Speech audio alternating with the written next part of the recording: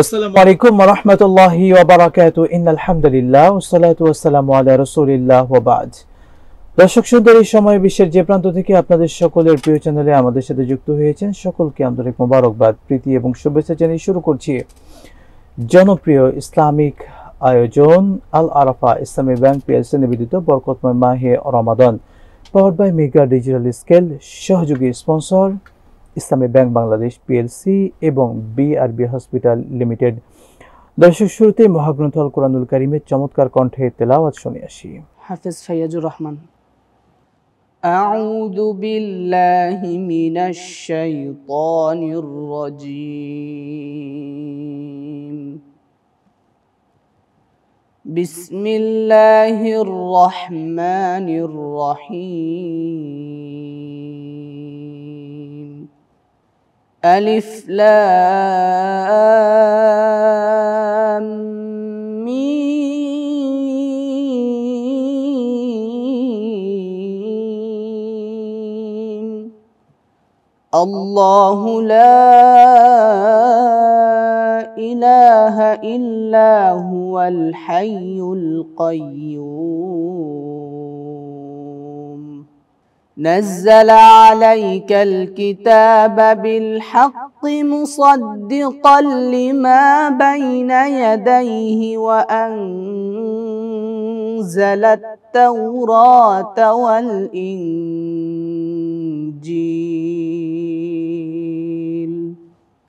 من قبل هدى للناس وأنزل الفرقان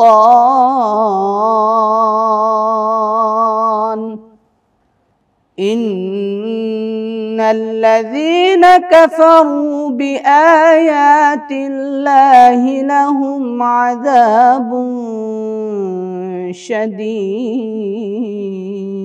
شديد والله عزيز ذو انتقام صدق الله العظيم। মাশাআল্লাহ, আলহামদুলিল্লাহ, চমৎকার কণ্ঠে আমরা কালামে পাকের তেলাওয়াত শুনলাম। দর্শক পরিচয় করিয়ে দিচ্ছি আজকের এই অনুষ্ঠানে সম্মানিত দুজন অতিথিদের সঙ্গে। আমার ঠিক পাশে রয়েছেন পক্ষদো আলমীদ্দিন, জনপ্রিয় ওয়াইজ এবং বক্তা মুহতারাম হাফিজ মাওলানা কারীমুল ইসলাম মুজাহিদি। আসসালামু আলাইকুম ওয়া রাহমাতুল্লাহি ওয়া বারাকাতুহু। দর্শক সুন্দর এই আয়োজনে রয়েছেন আরো একজন সম্মানিত অতিথি মুহতারাম হাফিজ মাওলানা মুসলিম উদ্দিন শেরপুরী। আসসালামু আলাইকুম ওয়া রাহমাতুল্লাহি ওয়া বারাকাতুহু। ওয়ালাইকুম আসসালাম ওয়া রাহমাতুল্লাহ। অভিনন্দন আপনাদেরকে আমাদের চমৎকার আয়োজনে। দর্শক আজকে আমরা কথা বলতে চাই সন্তানের প্রতি পিতামাতার কি দায়িত্ব রয়েছে। আমরা পিতামাতার প্রতি অনেক দায়িত্ব নিয়ে অনেক কথা শুনি, আলোচনা হয়ে থাকে, কিন্তু সন্তানের প্রতিও যে পিতামাতার অনেক দায়িত্ব আছে সেটা আমরা অনেকে পালন করি না। শুধু ভালোবাসা আদর দিলেই নয়, সাথে আরো অনেক দায়িত্ব আছে কোরআন সুন্নাহর আলোকে। সেই বিষয়গুলো আমাদের জানা একান্ত জরুরি। মোহতারাম মাওলানা কারীমুল ইসলাম, আপনার কাছে প্রথমে জানতে চাওয়া, ইসলামের দৃষ্টিতে সন্তানকে আদর্শ সন্তান বানাতে আমাদের দায়িত্ব কি বা করি? আল্লাহ সুবহানাহু ওয়া তাআলা সূরা তাহরীমে আল্লাহ পাক রব্বুল আলামিন বলেছেন ৬ নম্বর আয়াত, ইয়া আইয়ুহাল্লাযীনা আমানু কু আনফুসাকুম ওয়া আহলিকুম নার। হে ঈমানদারগণ, তুমি নিজে জাহান্নামের আগুন থেকে বাঁচো এবং তোমার আহলদেরকে জাহান্নামের আগুন থেকে বাঁচাও। রাসূল সাল্লাল্লাহু আলাইহি ওয়াসাল্লাম পবিত্র হাদিস শরীফের মধ্যে বলেন, মা মিন মাউলুদিন ইল্লা ইউলাদু আলাল ফিতরত। প্রত্যেকটি সন্তান ফিতরতের উপরে তথা ইসলামের উপরে জন্মগ্রহণ করে, আর এই সন্তানগুলোকে তার পিতামাতা হয়তোবা ইহুদি নাসারার দিকে নিয়ে যায়। আমরা পিতামাতা হিসেবে আমাদের অনেকগুলো কর্তব্য রয়েছে। তার মধ্যে প্রথম নম্বর কর্তব্য হলো সন্তানকে সুশিক্ষায় শিক্ষিত করা। সুশিক্ষায় শিক্ষিত করার মূল টার্গেট হবে কোরআন এবং হাদিসের শিক্ষা। কারণ একটা সন্তান যখন সুশিক্ষায় শিক্ষিত হতে পারে, কোরআনের শিক্ষায় শিক্ষিত হতে পারে, রাসূলের আদর্শের শিক্ষায় শিক্ষিত হতে পারে, ওই সন্তানটা হয় সুশিক্ষায় শিক্ষিত। ওই সন্তানটা আল্লাহ রাসূল সাল্লাল্লাহু আলাইহি ওয়াসাল্লাম এ ব্যাপারে বলেছেন, সারাকতু ফীকুম আমরাইন লান তাদিল্লু মা তামাসসাকতুম বিহিমা কিতাবাল্লাহি ওয়া সুন্নাতা রাসূলি। অতএব আমার সন্তানকে, আপনার সন্তানকে যদি আমরা সুসন্তান হিসেবে গড়ে তুলতে চাই, প্রথমে আমাদের সন্তানকে কোরআনের শিক্ষা এবং রাসূল সাল্লাল্লাহু আলাইহি ওয়াসাল্লামের আদর্শের শিক্ষা দেওয়া লাগবে। দ্বিতীয় নম্বর হলো আপনার আমার সন্তানকে নামাজ শিক্ষা দেওয়া লাগবে। নামাজ, কেননা আল্লাহ তাআলা বলেছে ইন্না সলাতা তানহা আনিল ফাহশাই ওয়াল মুনকার, নিশ্চয় নামাজ মানুষকে অশ্লীল ফাহশা কাজ থেকে দূরে রাখেন। এখন আপনার সন্তান, আমার সন্তান যখন নামাজ পড়বে, তোর ওই সন্তানটা ঠিকই অশ্লীল ফাহশা কাজ থেকে দূরে থাকবে। কেননা রাসূল সাল্লাল্লাহু আলাইহি ওয়াসাল্লাম বলেছেন, সন্তানের বয়স যখন 7 বছর হয়ে যাবে তখন ওই সন্তানটাকে নামাজের ব্যাপারে উৎসাহিত করা। যখন ওই সন্তানের বয়স 10 বছর হয়ে যাবে তখন ওই সন্তানটাকে নামাজ না পড়লে মৃদু প্রহার করা। আর ওই সন্তানটাই যখন বালেগ হয়ে যাবে, যে সে যদি নামাজের ব্যাপারে গড়িমসি করে, তাহলে তাকে বিছানা আলাদা করে দেওয়া। চমৎকার অনেকগুলো পয়েন্ট বলেছেন শেখ। আমরা এখান থেকে শুনবো ইনশাআল্লাহ তাআলা পরবর্তীতে। মুহতারাম মাওলানা মুস্তাইমুদ বিন শেবপুরী বলতেন, একজন সন্তান দুনিয়াতে আসার পরে বাবা-মা সেই সন্তানের প্রতি কি দায়িত্ব পালন করবেন, ইসলাম কি বলছে? একজন পিতামাতার জন্য সন্তান হলো আল্লাহ সুবহানাহু ওয়া তাআলার পক্ষ থেকে শ্রেষ্ঠ একটা নিয়ামত।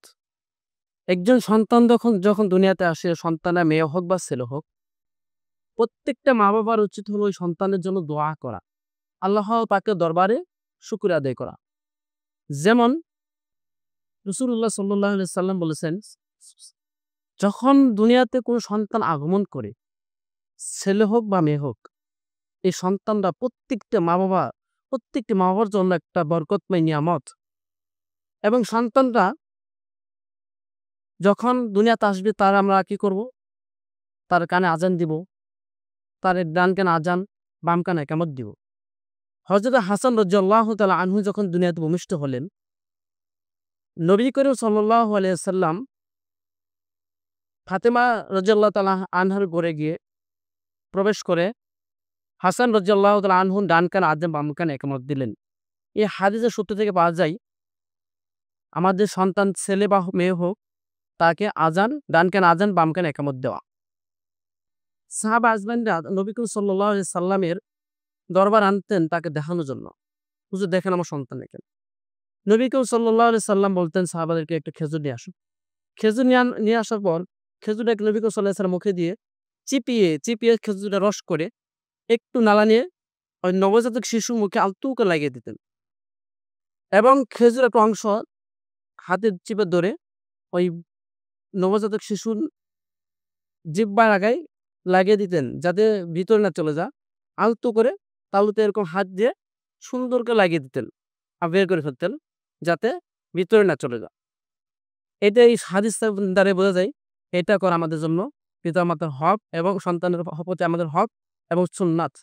এবং নবী করিম সাল্লাল্লাহু আলাইহি সাল্লাম যখন দুনিয়াতে সন্তান আসবে, যখন 7 দিন বয়স হয়ে যাবে, তখন ওই সন্তানের একটা অর্থবাচক সুন্দর একটা ইসলামিক নাম রাখেন। ইসলামিক নাম রাখতে হবে। আমরা ইসলাম- আসলে নামের ক্ষেত্রে যেটা করি, এসে হুজুরকে বলি, হুজুর আমার ছেলের একটা আধুনিক নাম দেন। না, আমরা প্রথমেই বলি কি আধুনিক। আসলে ইসলামের প্রত্যেকটি বিষয়টা আধুনিক। কিন্তু নামের যে গুরুত্ব, তাৎপর্য, এটা তো চিন্তার বাহিরে। আমরা এখান থেকে শুনবো বিরতির পরে ইনশাআল্লাহু তাআলা। দর্শক মণ্ডলী, দেখছেন এমপিও চ্যানেলে প্রিয় অনুষ্ঠান আল আরাফা ইসলামী ব্যাংক পিএলসি নিবেদিত বরকতময় মাহে রমাদান, powered by mega digital scale সহযোগী sponsor Islami bank Bangladesh PLC এবং বিআরপি হসপিটাল লিমিটেড। নিচ্ছি বিরতি, সাথে থাকুন ইনশাআল্লাহ।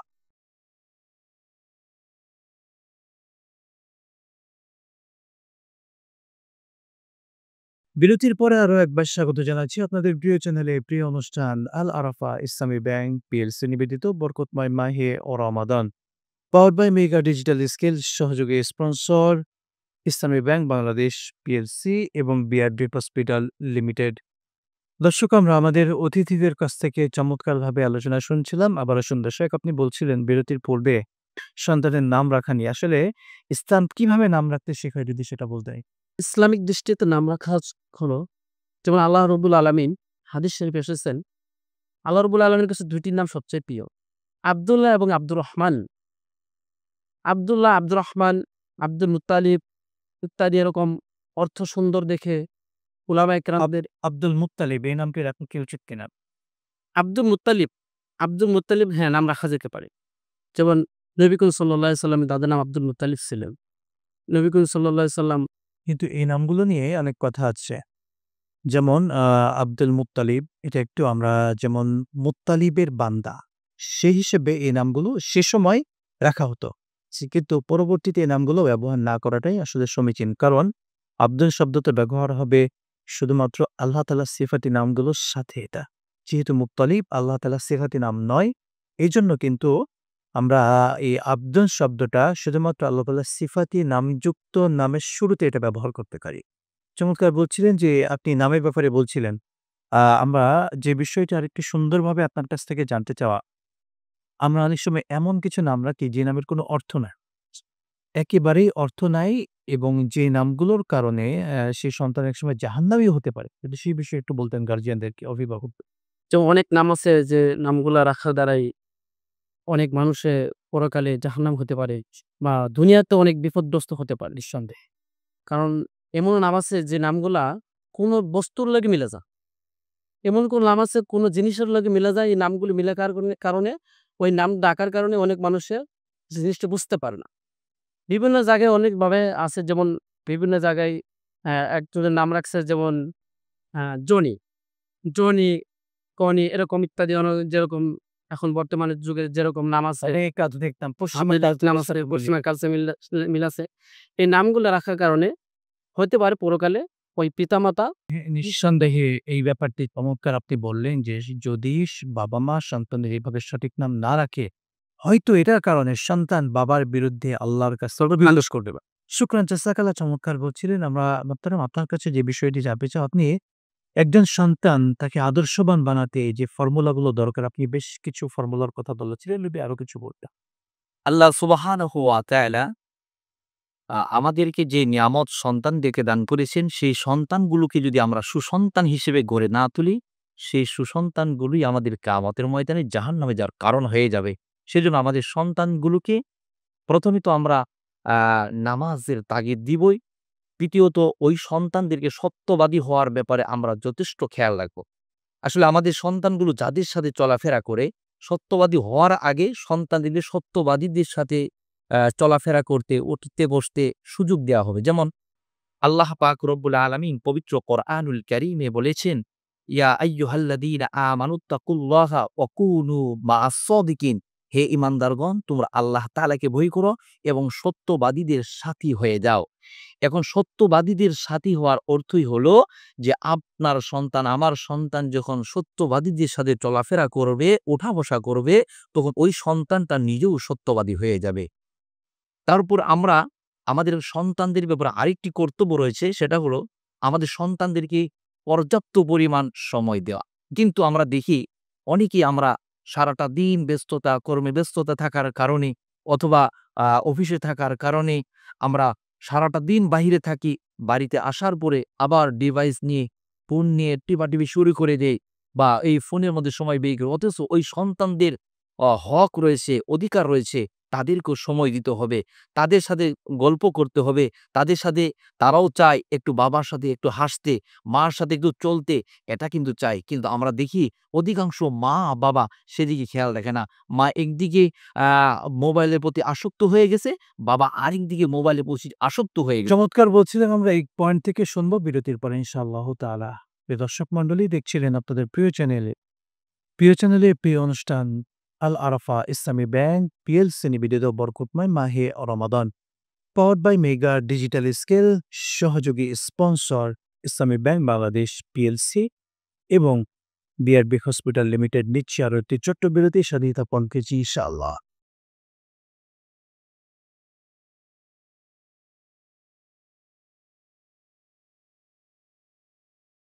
বিরতির পর আরো একবার স্বাগত জানাচ্ছি আপনাদের প্রিয় চ্যানেলে প্রিয় অনুষ্ঠান আল আরাফা ইসলামী ব্যাংক পিএলসি নিবেদিত বরকতময় মাহে রমাদান, powered by mega digital scale, সহযোগী স্পন্সর বিআরবি হসপিটাল লিমিটেড এবং ইসলামী ব্যাংক বাংলাদেশ পিএলসি। চমৎকারভাবে অনেকগুলো পয়েন্ট আপনারা বলেছেন। শেখ, আপনার কাছে আরো একটু জানতে চাই, বিশেষ করে ইসলামের দৃষ্টিতে ছেলে এবং মেয়ে উভয়ের যে মিরাসের সম্পত্তি, এই সম্পদ বন্টনের নীতিমালা কিছু। আল্লাহ সুবহানাহু ওয়া তাআলা সূরা তাগাবুনের ১৫ আয়াতে বলেছেন, ইন্নামা আমওয়ালুকুম ওয়া আওলাদুকুম ফিতনাহ। নিশ্চয়ই তোমাদের সন্তান-সন্ততি এবং সম্পদ তোমাদের জন্য পরীক্ষা। এই পরীক্ষা আমরা সন্তানদের ব্যাপারে উত্তীর্ণ হওয়া লাগবে এবং সম্পদের ব্যাপারে উত্তীর্ণ হওয়া লাগবে। আমাদের যখন সম্পদ থাকবে, আল্লাহ সুবহানাহু ওয়া তাআলা সূরা নিসা ১১ নম্বর আয়াতের প্রথম অংশে বলেন, ইউসিকুমুল্লাহু ফি আওলাদিকুম লিযযাকারি মিসলু হাযযিল উনসায়াইন।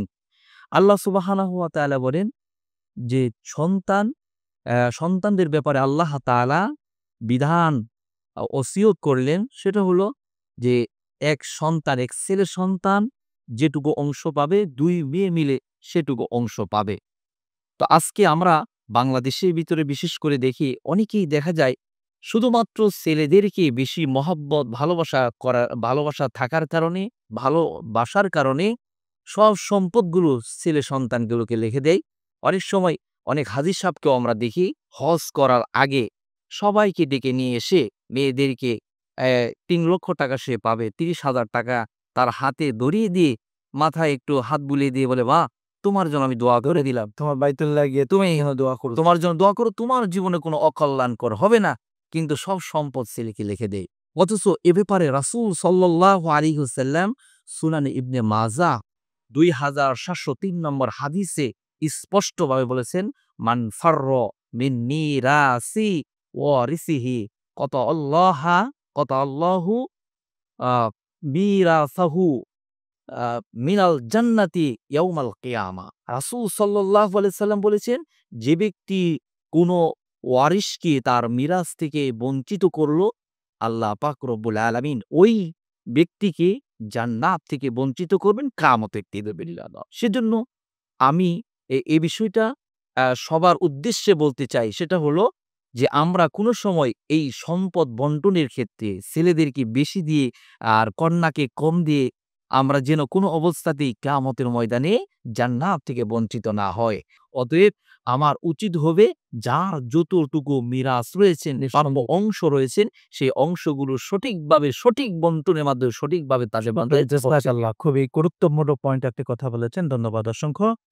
মোহতারাম মুফতি মাওলানা মুসলিম উদ্দিন আপনি বলতেন, বিশেষ করে আমরা তো সন্তানদেরকে লালন পালন করি, এটার পেছনে কারণটা কি বা বিশেষ কোনো রহস্য আছে কিনা যদি বল। সন্তানকে লালন পালন করার বিষয়ে আমাদের ২ টি লাভ হয়েছে। একটা হলো দুনিয়াতে, আরেকটা হলো মরার পরে।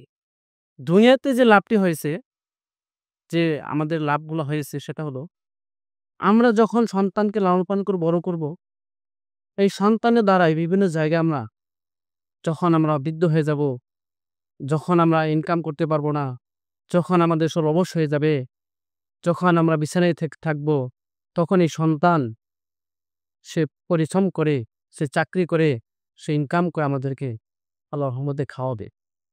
এবং সন্তান আমাদের দেখাশোনা করবে। আমাদের যখন যে প্রয়োজন, সেই প্রয়োজন সে আমাদের মিটাবে। এবং আমরা যখন অসুস্থ হয়ে যাব, অসুস্থ হয়ে গেলে এই সন্তানরা আমাদের ওষুধ কিনে দিবে, আমাদের সেবা যত্ন করবে। আর এই সেবা যত্ন পাওয়া যাবে যদি সন্তানটাকে যদি আমি সঠিক নিয়ন্ত্রণ করতে পারি, সঠিকভাবে চালাইতে পারি, ইহদিনাস সিরাতাল মুস্তাকিম পথে যে সন্তানটাকে আমি উপরে উঠাতে পারি, এই সন্তানের দ্বারাই এই ইহকালে জীবিত থাকার অবস্থায় সন্তানের দ্বারা এই লাভটা আমাদের ঘটে। এবং যখন আমি দুনিয়া থেকে চলে যাবো আল্লাহটাকে সাড়া দিয়ে, আল্লাহ সুবহানাহু ওয়া তাআলা যে সন্তানটা আমাকে দিয়ে দিয়েছেন, আমাকে একটা হাদিয়া, এক বোন আল্লাহ তাআলার পক্ষ থেকে একটা যে আমাদের এক নিয়ামত দিয়েছেন, এই নিয়ামতটা যদি আমরা সঠিকভাবে মানুষের মতো মানুষ করে, যদি আল্লাহ তাআলা রব্বুল আলামিন কোরআনের আয়াতে বলেন, লা ইন শাকারতুম লাযিদান্নাকুম ওয়া ইন কাফারতুম ইন্না আযাবি লাশাদীদ। এই সন্তান, নেক একটা সন্তান, এই সন্তান আমাদের জন্য একটা নিয়ামত। এই নিয়ামতটা যদি আমরা সঠিকভাবে কাজে লাগাতে পারি, এই সন্তানকে যদি দিনদার বানাইতে পারি, যে দায়িত্বগুলো আছে দায়িত্ব বুঝে পারি, তাহলে আমরা পথে তাদের দাফিত করাইতে পারি। নিঃসন্দেহে রাসূলুল্লাহ সাল্লাল্লাহু আলাইহি সাল্লামের আল্লাহ সেই তৌফিক দান করুন আমাদেরকে। আপনাদেরকে অসংখ্য ধন্যবাদ। শুকরান, জাযাকাল্লাহ। দর্শক ছিলেন আল আরাফা ইসলামী ব্যাংক পিএলসি নিবেদিত বরকতময় মাহে ও রমাদান powered by mega digital scale সংযোগী sponsor Islami bank Bangladesh PLC এবং বিআরবি হসপিটাল লিমিটেড বিদায় নিচ্ছে। আজকের মতো আবারও দেখা হবে। আসসালামু আলাইকুম ওয়া রাহমাতুল্লাহি ওয়া বারাকাতুহু।